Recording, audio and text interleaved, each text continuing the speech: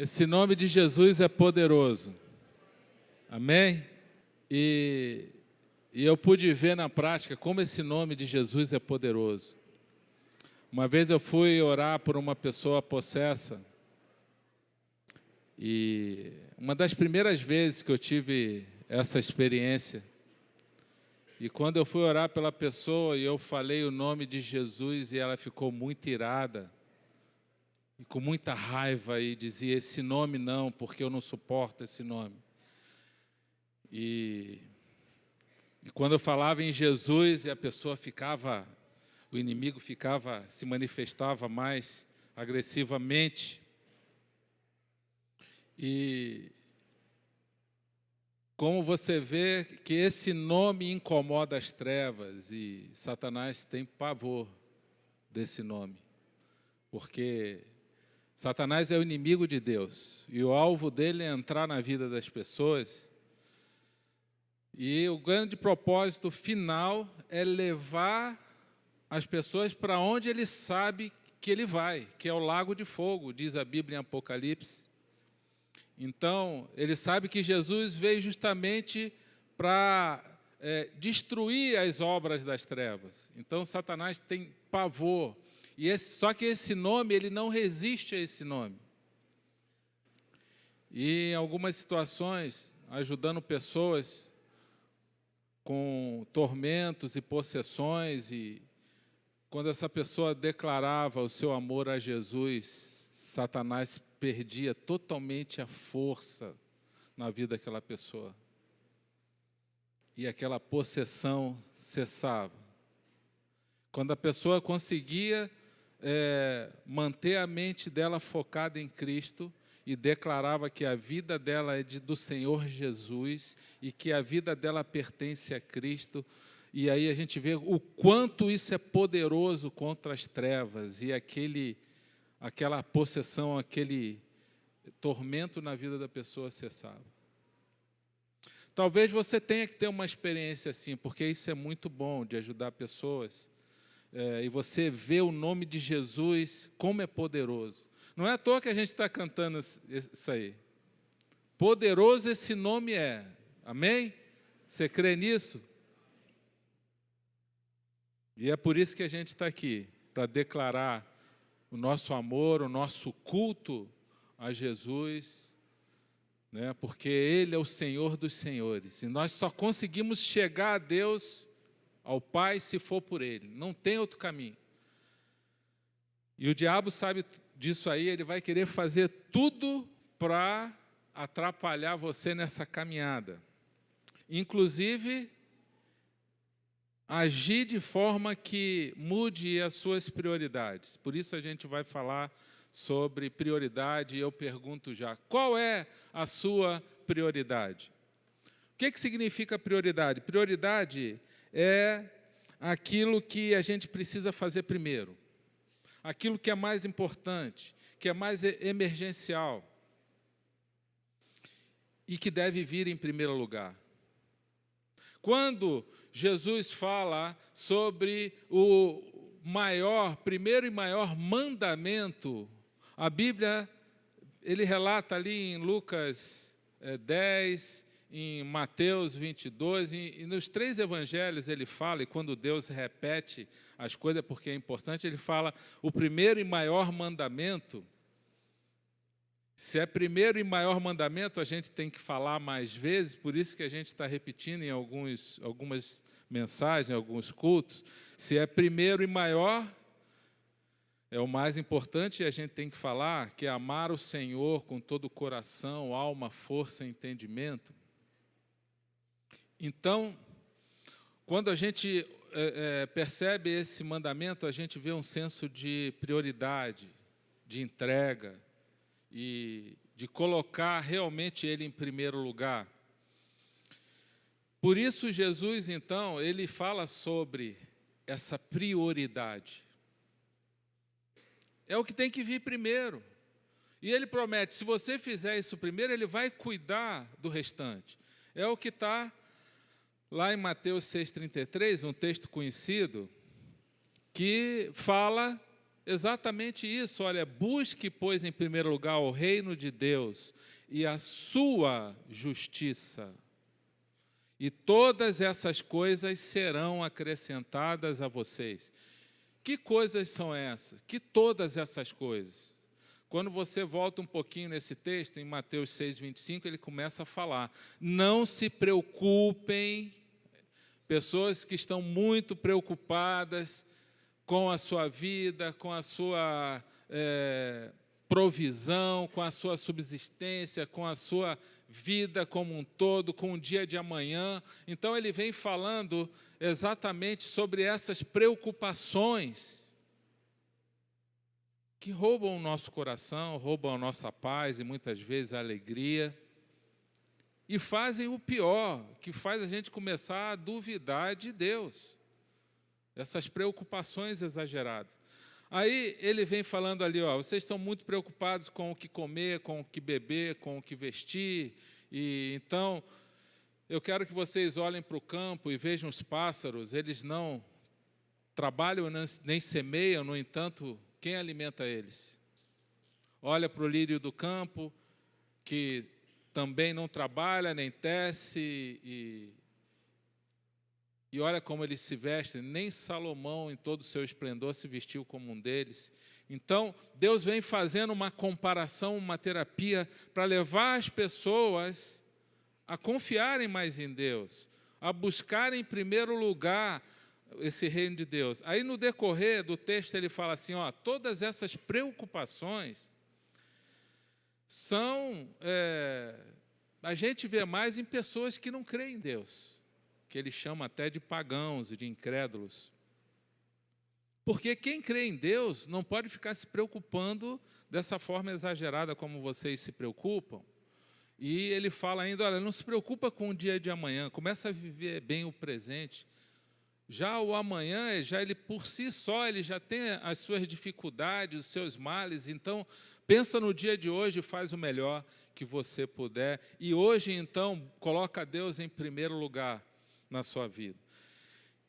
Mas colocar Deus em primeiro lugar, a gente fica com muitas dúvidas. Será o que Deus está falando? Que eu tenho que ficar na igreja o tempo todo, 24 horas, eu tenho que estar orando 24 horas, eu tenho que estar todo o tempo lendo a Bíblia, eu tenho que estar fazendo ministério todo dia na igreja. O que é isso, buscar Deus em primeiro lugar? Então, esse é o nosso propósito hoje dessa mensagem, é a gente tentar entender isso para viver essa prioridade de forma prática, porque Deus sabe que a gente precisa trabalhar, Deus sabe que a gente precisa estudar, cuidar de casa, cuidar de família. Deus sabe, Ele fala, Ele ainda aconselha que a gente precisa ter tempo de descanso, passear com a família, a gente precisa fazer uma atividade física, a gente precisa cuidar do corpo, cuidar da mente, cuidar da saúde, e tudo isso leva tempo. Então, quando a gente percebe, então, quando Deus fala, buscar a Deus em primeiro lugar, está relacionado a você viver tudo isso com a presença de Deus na sua vida, de uma forma que agrade a Ele.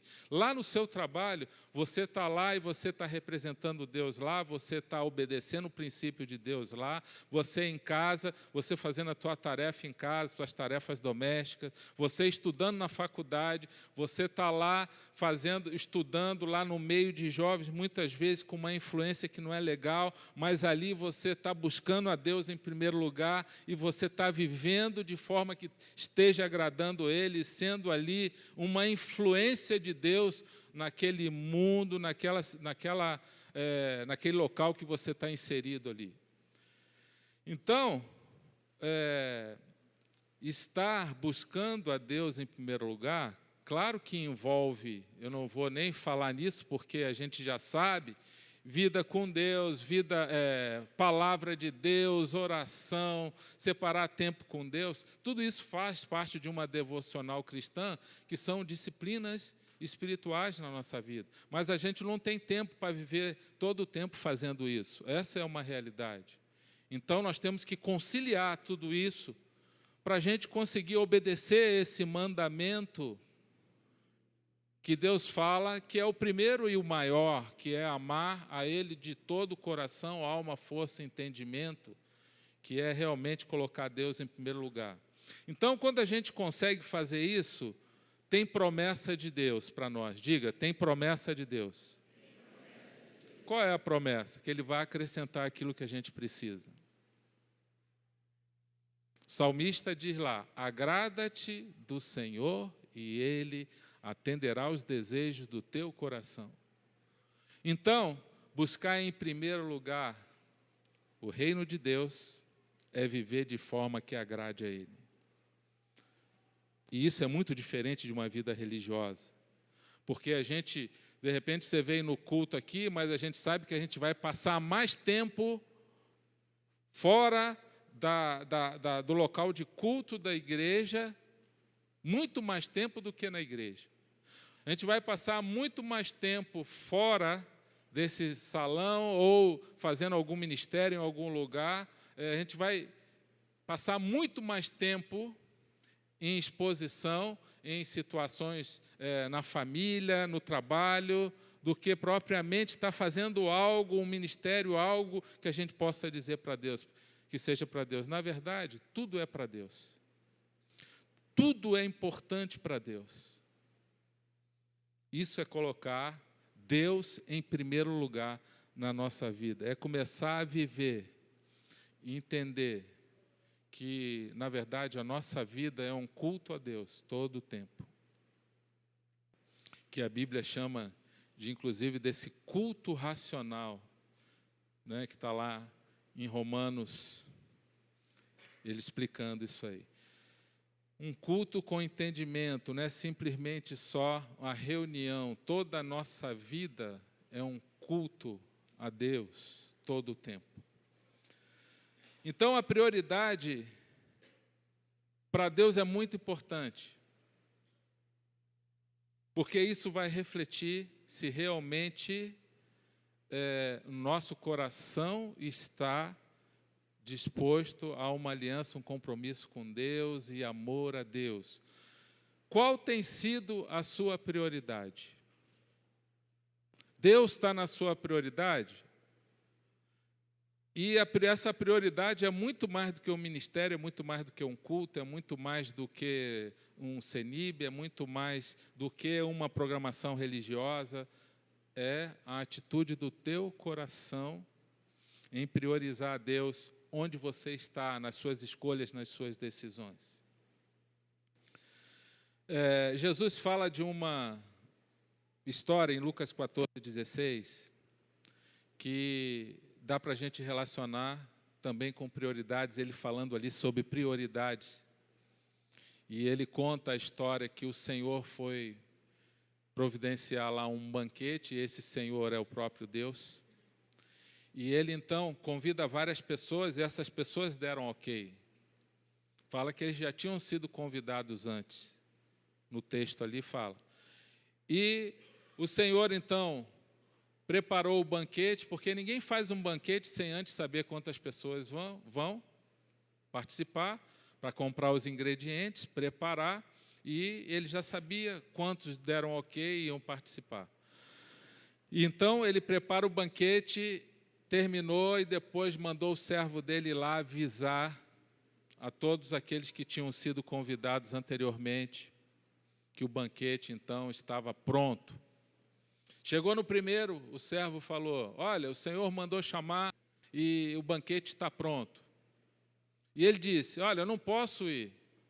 Muito obrigado, me desculpe, mas eu não posso ir porque eu comprei uma propriedade e eu preciso ir lá visitar e ver essa propriedade. E ele foi no segundo, o servo foi chamar o segundo, e chegou no segundo e falou, olha, o Senhor mandou chamar, o banquete está pronto. E o segundo falou, olha, eu comprei 5 juntas de bois, e agora eu preciso experimentar essas juntas de bois. Me desculpe, eu não posso ir. Foi no terceiro e falou, olha, o Senhor mandou chamar, o banquete está pronto, e o terceiro convidado falou, olha, eu não posso ir porque eu acabei de casar, eu tenho que ficar com a minha mulher. O servo voltou no Senhor e deu esse retorno: olha, o pessoal não veio, não quis vir. E o Senhor ficou muito chateado. Na verdade, esse Senhor é Deus. Porque, e ele disse então: olha, faça o seguinte, vá lá, chame todos os que estão na rua, os mendigos, aleijados, todos esses, e eles agora vão fazer parte desse banquete. E todos aqueles que recusaram, eles não entrarão mais. Na verdade, Jesus está dando uma palavra para os judeus. E esses que recusaram foram os judeus. E nós somos os gentios, que a palavra chegou até nós. E nós somos esses que estávamos nos caminhos. Porque Jesus, a Bíblia diz que ele veio para os seus e os seus não o receberam. Ele veio primeiro para as ovelhas de Israel, e os seus não receberam. Mas o propósito de Deus era alcançar toda a humanidade. E Deus, então, fecha as portas para aqueles que recusaram o banquete dele. E o banquete aqui, essa situação, a Bíblia fala, inclusive, que na eternidade, Jesus vai nos receber com um grande banquete. Eu já estou imaginando o que deve ter de comida lá. Né? E quem gosta de comer sabe que Deus vai ter ali, e Deus gosta de festa, e a Bíblia fala que vai ter um grande banquete. Mas tem um ensino muito interessante que eu estava pensando sobre isso, quando Jesus conta essa parábola em Lucas 14, é que, pensa só, dentro de uma coerência, aquelas pessoas foram convidadas, elas deram ok, e quem que vai recusar um banquete? Se eu comprei uma propriedade, e não é porque eu gosto muito de comida, não, mas sabe o que eu faria? Dentro de uma coerência, eu iria no banquete e depois eu ia ver a propriedade. Não é verdade? Sim ou não? Quem que ia no banquete primeiro? Propriedade pode esperar, mas o banquete você não sabe quando vai ter outro. Entendeu? Com relação às juntas de bois, que eram 5 juntas de bois, juntas de bois significa que são 2 bois tracionando um carrinho daquele de boi, normalmente usado na agricultura naquela época.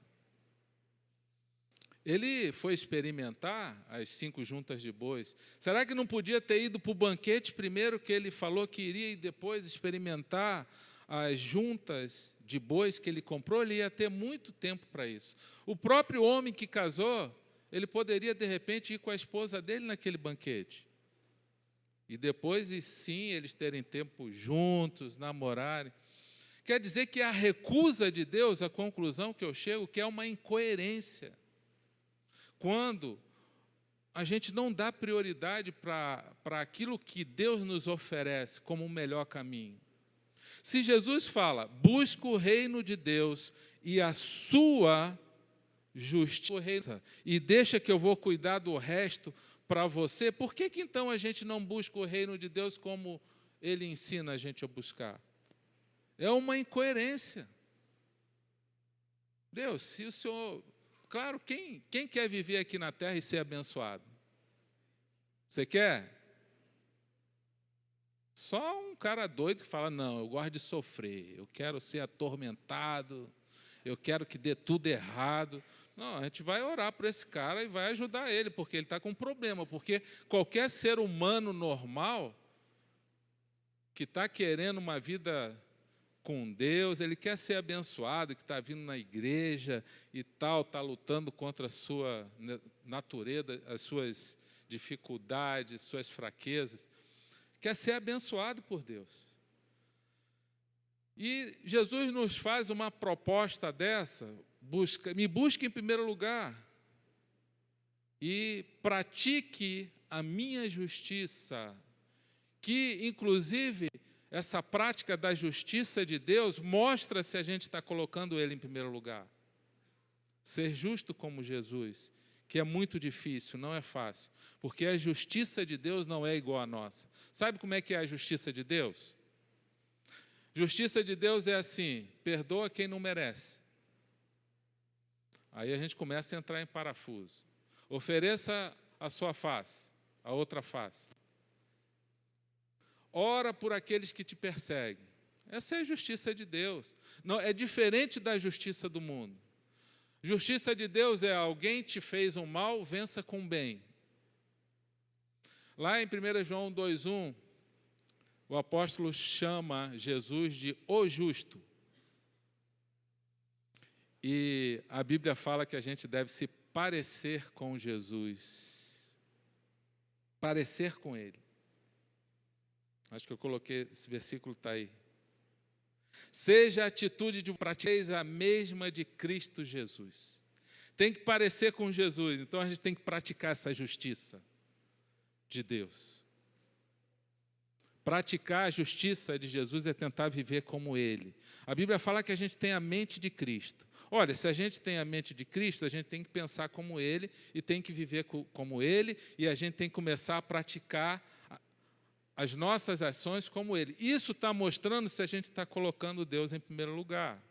Essa prática da justiça de Deus. Mas tem uma passagem na Bíblia que muito marca o meu coração, e eu vejo que realmente, se a gente quer imitar Jesus, é o que a gente deve fazer, a gente deve imitar Ele dessa forma, porque a gente vai estar mostrando se a gente vai estar colocando Ele em primeiro lugar ou não, que é aquela passagem em Mateus 26, 39. Indo um pouco mais adiante, prostrou-se com o rosto em terra e orou: meu Pai, se for possível, afasta de mim este cálice, contudo, não seja como eu quero, mas sim como tu queres. E aqui a gente aprende 2 princípios com Jesus. Jesus estava num limite dele de tentação. Ele era Deus dentro de um corpo humano, ele era 100% Deus, mas também era 100% homem. E aqui ele está sendo tentado a desistir da missão que Deus tinha para ele. Talvez você esteja sendo tentado em alguma área da sua vida de desistir de algo. Desistir da família, desistir do seu ministério, desistir do casamento, desistir de um filho, desistir de um pai e da mãe. Eu não quero mais saber, nunca mais quero ver esse pai. Eu não sei. Mas, quando você estiver passando por uma dificuldade dessa, o Espírito Santo já deve estar falando alguma área da sua vida que você já pensou em desistir. Pois é, Jesus também pensou em desistir. Isso não é só prerrogativa de seres humanos falhos como nós. Em algum momento a gente pode pensar em desistir de algo, mas Jesus nos ensina aqui como proceder. Qual o princípio de quem tem uma vida que está querendo se espelhar nele, buscar esse reino e viver essa justiça como ele viveu? Então, nesse momento difícil que ele tenta e pede ao Pai, Pai, eu não tenho forças para isso, e ir para a cruz vai ser muito difícil, porque receber o pecado desse povo todo sobre a minha vida. Talvez eu não resista e eu estou com medo, estou angustiado, e Jesus, como ser humano, sentindo tudo isso, o tormento, a angústia foi tanto, que a Bíblia relata que ele suou, sangue misturado com suor ali. Isso é possível, já está comprovado. Não é comum, mas é possível. E ele, então, pede a Deus para livrar isso dele. E a Bíblia diz que ele orou e pediu oração, foi humilde. Você imagina Jesus pedindo oração? Ora por mim aí, pessoal, porque eu estou angustiado aqui. Olha, foi lá nos discípulos, os 3 lá, foi lá pedir oração, e eles estavam tão focados que dormiram, né? Tão preocupados com aquilo que Jesus estava vivendo, aquela angústia, que eles dormiram. 3 vezes Jesus pedindo e eles dormiram. Jesus falou: poxa, vocês não podem orar nem 1 hora por mim? E Jesus foi e orou ao Pai e entendeu qual era a mensagem de Deus. A mensagem era: você tem que ir. eu tenho um plano para você. Eu consigo um plano de resgate para a humanidade. Eu tenho um plano de amor com o ser humano, que eu nunca desisti do ser humano. E o amor de Deus é persistente, a gente aprende isso lá no Um com Deus. E esse amor foi demonstrado em Cristo, e Jesus entendeu isso. E ele, então, sem vontade de ir, ele ora ao Pai. Então, para a gente saber qual é a vontade de Deus, como que a gente pode saber? Através da oração. Você tem que orar ao Pai. Pai, qual é a tua vontade para mim? Senhor, o que o Senhor quer que eu faça? Senhor, dirige a minha vida. Você precisa orar, ora em casa, ora com a sua família, com a sua esposa, com o seu marido.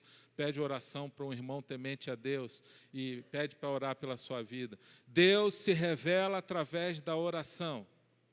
Se Jesus fosse rebelde, nós não estaríamos aqui contando essa história. Ele sabia que ele tinha que falar com o Pai. E Deus falou ao coração dele, não, é uma missão. E você está aí, meu filho, vai ser difícil, mas eu vou estar contigo. E Deus ressuscitou ele, né? Ficou 3 dias lá no túmulo e Deus tirou ele do túmulo. Porque é isso que Deus faz. Né? Ele nos tira das trevas e nos traz para o reino de luz, o reino do seu amor. Então, Jesus mostra que, primeiro sinal, primeiro princípio de quem quer realmente ter uma vida que revele realmente que está colocando Deus em primeiro lugar, uma vida que agrada a Deus, é se essa pessoa está se submetendo em submissão ao que Deus coloca para ele. Você quer saber se Deus é a sua prioridade? Resumindo, você está obedecendo a Ele? A Bíblia fala, aqueles que me amam, obedecem. Como é que a gente vai saber se Deus está sendo a nossa prioridade? Eu estou obedecendo, eu estou buscando, me afastando dos maus caminhos, eu estou lutando contra o pecado, e eu estou obedecendo a Deus, querendo viver essa justiça de Deus.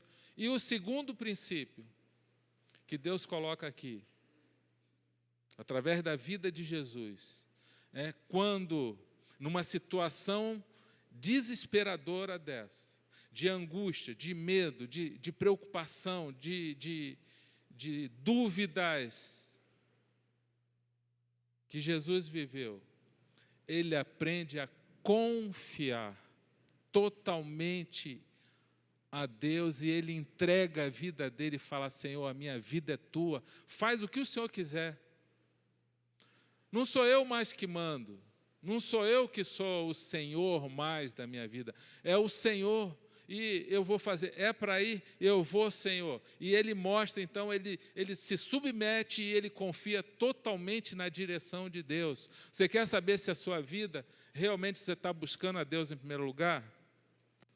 É essa capacidade de se submeter à vontade de Deus para agradá-lo e uma confiança total, uma confiança que vai te trazer um descanso, que Deus fala assim, não precisa se preocupar, que a tua vida está no meu controle. É isso que Deus ensina para nós, é isso que Ele quer que a gente aprenda quando a gente começa, a gente vê esse versículo e a gente vê quanto isso é profundo e o quanto que Deus deseja que a gente busque Ele em primeiro lugar e a sua justiça, e a gente descansa no Senhor. Agora, para a gente conseguir viver isso e praticar essa justiça de Deus, nós precisamos ser justos como Ele. E Romanos 5:1 diz que nós fomos justificados pela fé e temos paz com Deus através do Senhor Jesus Cristo. O que ele está querendo dizer assim, ó, eu torno vocês justos. Eu justifico vocês.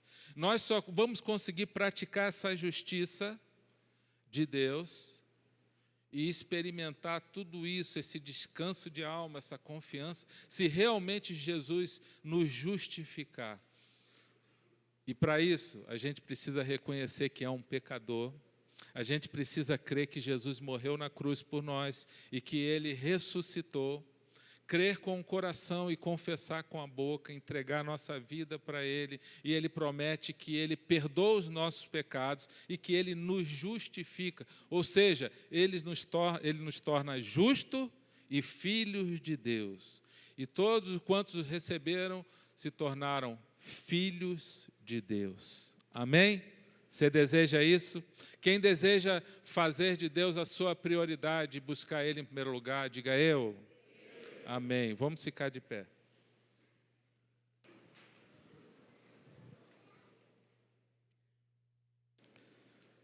Nós queremos fazer uma oração agora e dar oportunidade para você sair daqui hoje justificado. Se você está aqui, mas ainda não tomou a sua decisão de coração, nós queremos dar oportunidade para você entregar a sua vida totalmente e você sair daqui com Jesus no coração, convidar Ele para fazer morada na sua vida. E a Bíblia diz, quando você crê em Jesus, o Espírito Santo da promessa, Ele sela a sua vida, é como um selo, é um carimbo de Deus, e você sai daqui com um carimbo de Deus, é o Espírito Santo de Deus. Você nunca mais será o mesmo. Você vai ter uma paz que o mundo não pode oferecer. Deus vai te dar uma consciência de pecado. Agora você vai perceber quando você está fazendo coisa errada. Ele não vai querer que você faça, Ele vai te avisar.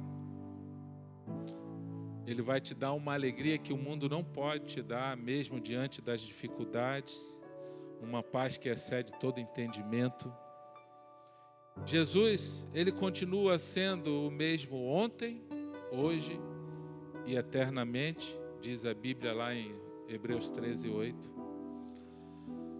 Mas a gente precisa crer nisso, a gente precisa entregar o nosso coração, a nossa vida, não a uma religião, porque religião não muda a vida de ninguém, tem um monte por aí de religião. Mas Ele quer transformar a sua vida, só Ele tem poder para isso. E para a gente buscar esse Deus, em primeiro lugar, para chegar até Deus, como Ele ensina, tem que ser através de Jesus. Primeiro você tem que deixar Ele entrar na sua vida.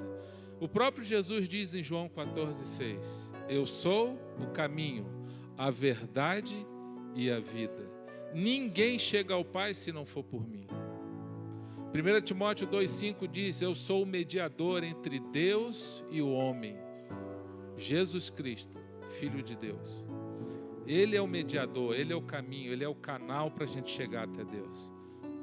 Então, isso na prática, na vida das pessoas, além da eternidade, a salvação que Deus te dá, Ele começa uma vida de transformação. Ele vai transformar o seu caráter, Ele vai te incomodar para você melhorar, para você mudar, para ter uma vida transformada. Ele vai querer mudar o teu temperamento.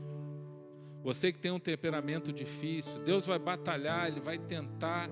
E você que tem fraquezas na sua vida, Ele vai te encorajar. O Espírito de Deus vai começar a querer manifestar frutos de justiça sobre a sua vida, frutos do Espírito Santo, amor, paz, alegria, bondade, paciência. Deus vai começar a tratar a nossa vida, mas tudo começa com Jesus. Jesus, esse nome poderoso, foi como Deus demonstrou o seu amor por nós. Agora, Ele te convida para um banquete. E Deus te trouxe aqui, porque Ele está te convidando para um banquete. Você pode rejeitar ou não. É possível a gente ter uma vida abençoada, desfrutar da vida e ter uma vida feliz com Jesus no coração. Satanás mente ele conta mentira na mente das pessoas. Ele fala, cara, não entra nesse negócio de igreja não, que isso aí tudo, olha, agora você vai entrar numa prisão. Satanás mente na cabeça das pessoas para elas ficarem receosas. O que será que vão fazer comigo? vão ficar no meu pé, vão me perseguir, e vão pegar o meu dinheiro, e vão... Olha, como? Eu até entendo, porque muitas igrejas falharam, muitas vezes algumas se direcionaram, focaram em situações, em propósitos que a gente sabe que não são bíblicos. Mas não olhe para a religião, olhe para Jesus. Olhe para Ele. Que Ele é o autor e consumador da nossa fé. Talvez você está aqui, você foi uma pessoa que já esteve na igreja, se desviou, se decepcionou com a igreja, se decepcionou com liderança, com pastores que erraram, falharam, não foram justos. Você se frustrou com religião, com igreja, se desviou, caiu no mundão. Mas você sabe que lá não é o seu lugar. Seu lugar é na igreja de Cristo. Seu lugar é no povo de Deus, servindo, fazendo a obra do Senhor. Então você precisa voltar. E Deus te trouxe aqui para você tomar essa decisão hoje e se reconciliar com Ele. Fecha teus olhos então. Se você hoje de coração quer entregar sua vida a Cristo para Ele ser o Senhor, o dono da sua vida, a partir de hoje, eu quero te convidar a fazer essa oração comigo. Você que não tomou essa decisão ainda, e hoje Deus está te tocando para tomar essa decisão. A Bíblia diz: se você crer com o coração e confessar com a sua boca que Jesus Cristo ressuscitou, morreu e ressuscitou dentre os mortos, você será salvo. Toma essa decisão agora. Eu te convido então a repetir essa oração comigo. Repita assim: Senhor Jesus, eu entrego a minha vida a Ti. Reconheço que sou um pecador e preciso do Teu perdão. Entra na minha vida, Senhor. Vem fazer morada. Transforma a minha vida. E a partir de hoje, eu te coloco em primeiro lugar, porque eu quero que o Senhor seja a minha prioridade. Eu quero que o Senhor fique comigo e me abençoe, a mim e minha família. Amém. Ainda de olho fechado, se você fez essa oração de coração, entregando a sua vida a Cristo, eu quero te conhecer. Não tenha vergonha agora, porque Satanás também coloca vergonha na vida das pessoas para elas não testemunharem a fé publicamente. Mas Deus fala: aqueles que se envergonharem de mim, eu me envergonharei deles diante de Deus. Jesus fala isso. Então não tenha vergonha não, é você com Deus. Se você fez essa oração sincera de coração, levante sua mão bem alto, não tenha vergonha não. Isso. Várias pessoas, pode baixar a mão.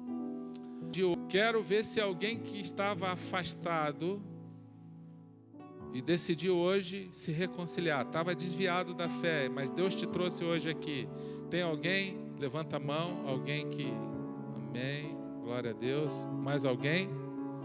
Glória a Deus, pode baixar. Nós vamos cantar uma vez o refrão. Nós queremos, como igreja, agradecer a Deus pela sua vida. Dá um passo de fé e vem aqui à frente. Nós vamos orar pela sua vida. Todos vocês que levantaram a mão, não fique aí, tá? Vem aqui para a gente orar e agradecer. A Bíblia diz que há uma festa no céu quando um pecador se arrepende. Há uma festa no céu quando Jesus entra num coração, quando ele é convidado. E nós cremos que há uma festa no céu agora. Vamos orar por esses irmãos. Pai, nós te agradecemos pela vida desses nossos irmãos, por essas pessoas que estão hoje aqui, abrindo o coração, entregando a vida ao Senhor. Nós te louvamos, Pai, porque isso é uma obra tua, não é humana, uma obra humana, mas é uma obra do teu Espírito Santo na vida dessas pessoas. E nós clamamos agora como igreja, pedindo a tua bênção sobre eles, que a partir de hoje, Senhor, eles possam estar vivendo esse evangelho no coração deles, que Satanás não tenha poder de roubar essa palavra, essa decisão, essa semente no coração deles. Guarda a vida desses irmãos, Senhor, aqueles que estão se reconciliando, que eles possam agora voltar para a tua casa, para a tua igreja, para a tua família, Senhor, e permanecerem firmes. Guarda, Senhor, a tua igreja neste lugar, em nome de Jesus. Amém, amém. A vida de vocês nunca mais será a mesma. Amém? Glória a Deus por isso.